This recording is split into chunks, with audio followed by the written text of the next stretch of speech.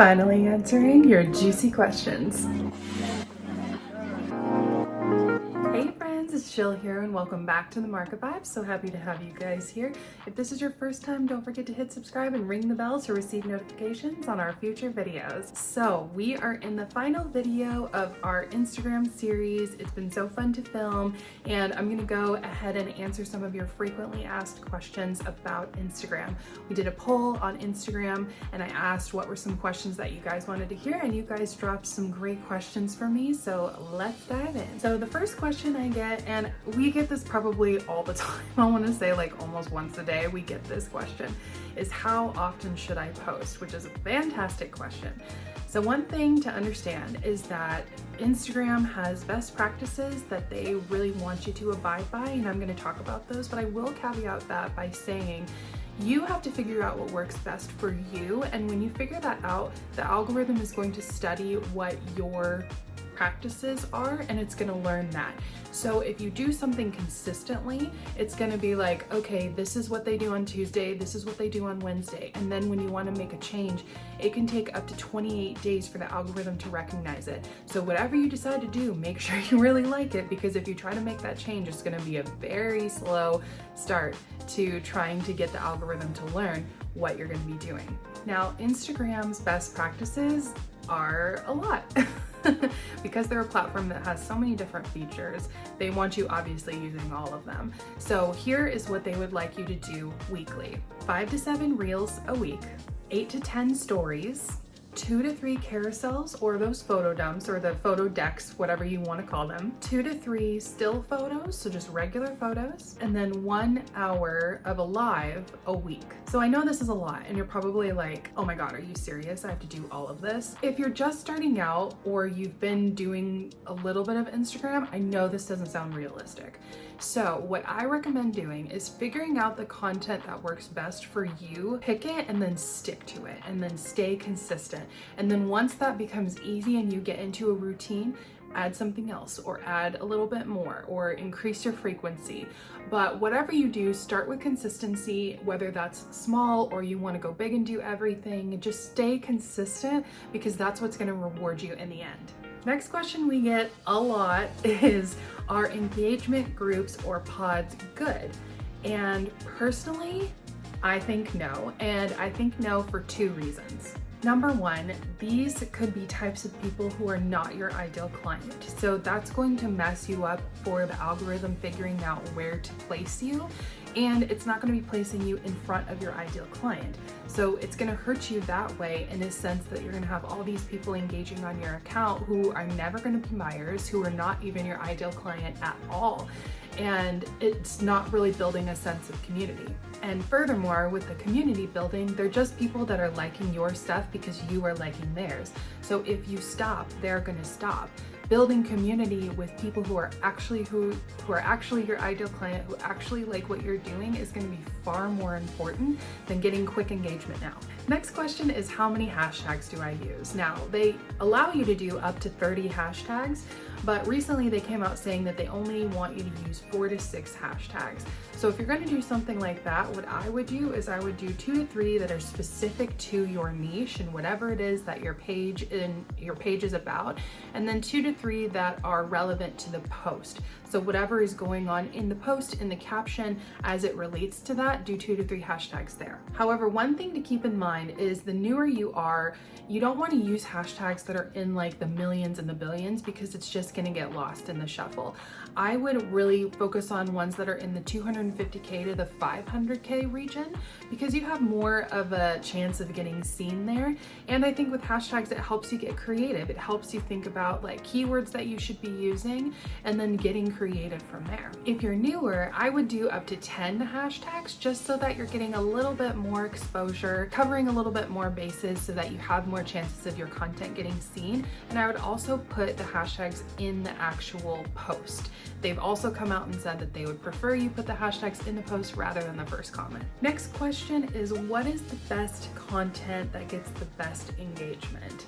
Now, it can definitely vary for whatever account you have or whatever account you're using or the actual type of your content. It definitely varies, but the content that we've seen that does the best, and I'll link a card here because we did a full extensive video on the types of content that we've seen that are most likely to go viral and resonate with people, but we call these the 4 E's. So it's educational, emotional, engaging, and entertaining.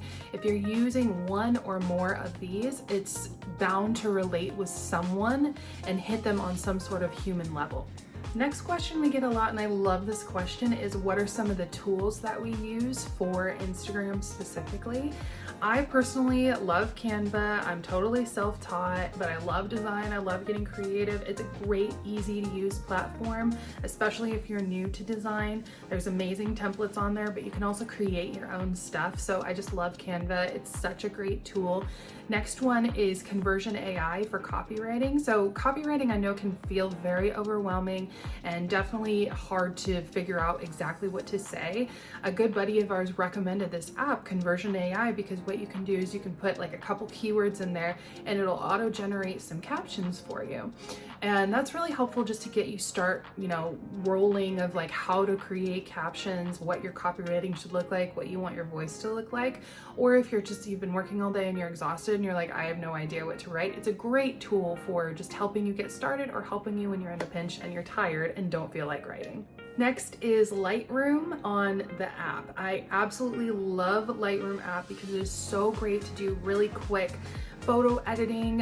You can even do retouching in there because it is an extension of Photoshop. And I think if you want the special effects one where you can do retouching, it's like $5 a month, but it's a great tool for editing your photos to be brighter or to add different colors to it. It's an amazing tool for photo editing, very user-friendly as well.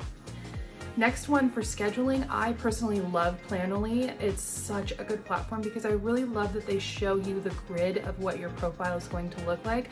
Instagram is a visual platform, and if you're more of a visual planner, it really helps you see what your flow is going to look like. I believe they do have a free version, but if you want it to be auto-posting your post, it's like $12.99 a month or $14.99 a month. It's super cheap.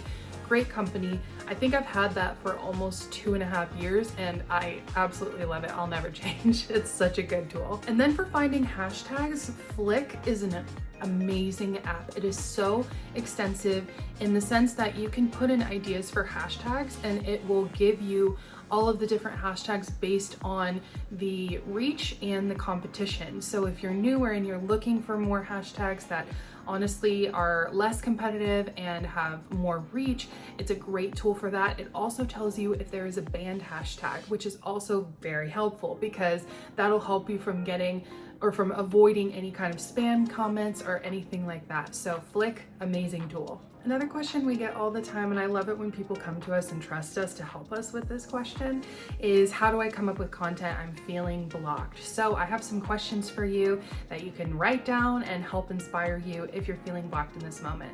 So number one, if you are a product-based business, you could be sharing things like how you came up with your product, how you came up with your business idea, how did you come up with the name, how did you come up with the packaging? What are some frequently asked questions about your product? What problems does your product solve or solutions does your product give? If you're a parent, how do you juggle being a mom or dad and being a business owner?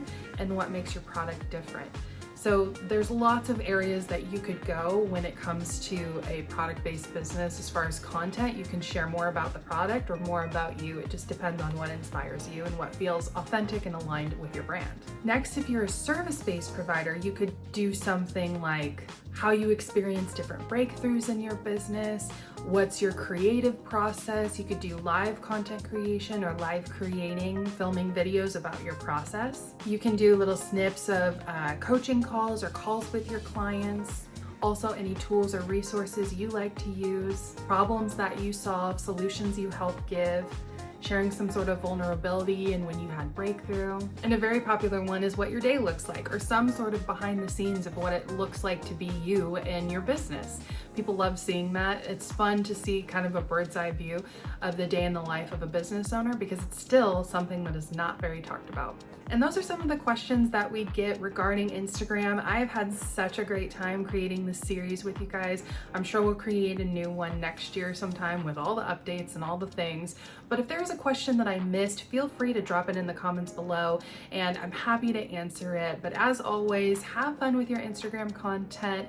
Don't put too much pressure on yourself and just be consistent. So I hope you guys have a fantastic day. Also, shout out to the sun flare right here. Hey, real life, man. Sometimes when you're filming, there's a sun flare and there's all that you can do. All that you can do is just keep going. So remember to subscribe and I can't wait to see what you guys do with your Instagram. Bye, friends.